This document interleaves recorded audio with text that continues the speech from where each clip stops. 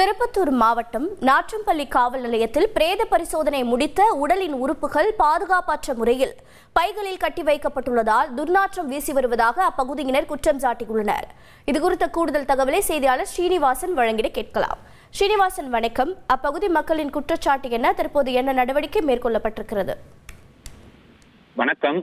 திருப்பத்தூர் மாவட்டத்தில் உள்ள காவல் நிலையங்களுடைய எல்லைக்குட்பட்ட பகுதிகளில் நடைபெற்ற கொலைகள், தற்கொலைகள், விபத்து உள்ளிட்டவற்றால் உயிரிழந்த நபர்களின் உடல்களை கைப்பற்றி பிரேத பரிசோதனைக்காக அரசு மருத்துவமனைக்கு அனுப்பி வைக்கப்படுகிறது. அங்கு பிரேத பரிசோதனை முடிந்த பின்னர் இறப்பில் சந்தேகம் உள்ள உடல்களிலிருந்து சேகரிக்கப்படக்கூடிய உடல் உறுப்பு கழிவுகளை விசாரணைக்காக அந்தந்த காவல் நிலையங்களில் பாதுகாக்கப்பட்டு வருகிறது. இந்த நிலையில் நாற்றம்பள்ளி காவல் நிலையத்தில் ஒரு சிதிலமடைந்த ஒரு கட்டிடத்தின் மீது பிரேத பரிசோதனைக்கான மனித உறுப்பு கழிவுகள் ஆங்காங்கே பைகளில் கட்டி தொங்கவிடப்பட்டுள்ளது.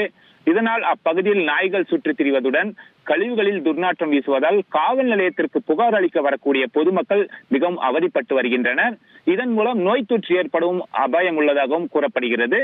காவல்துறை உயர் அதிகாரிகள் மாவட்டம் முழுவதும் உள்ள காவல் நிலையங்களில் ஆய்வு செய்து பிரேத பரிசோதனை உறுப்புகளின் கழிவுகளை பாதுகாப்பதற்காகவே தனி அறைகள் ஏற்படுத்தி அவற்றில் பாதுகாக்க வேண்டும் என்ற கோரிக்கையானது எழுந்திருக்கிறது.